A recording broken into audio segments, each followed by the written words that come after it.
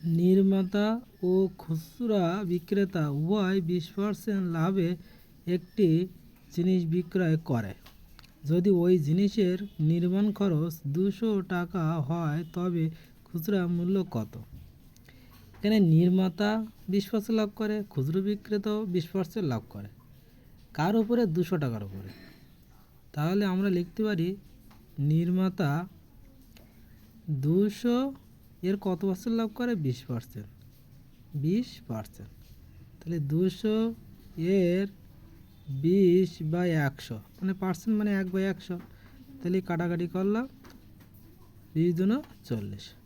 তাহলে 200 টাকা ছিল তার নির্মাণ খরচ, আর লাভ করেছে সে 40 টাকা। তার মানে তার বিক্রয় মূল্য হচ্ছে 200 + 40 সমান 240 টাকা।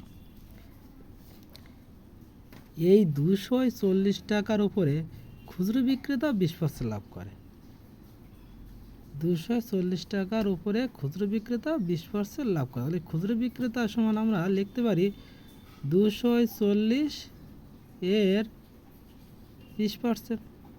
তার মানে 240 এর 20/100।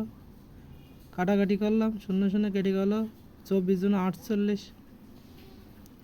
তাহলে খুচরো বিক্রেতার খুচরো মূল্য কত হচ্ছে? তাহলে বিক্রয় মূল্য হচ্ছে, খুচরো বিক্রেতার বিক্রয় মূল্য হচ্ছে 240 + 48 সমান 288। তাহলে খুচরা মূল্য হচ্ছে ওই দ্রব্যের 288 টাকা। খুচরা মূল্য 288 টাকা।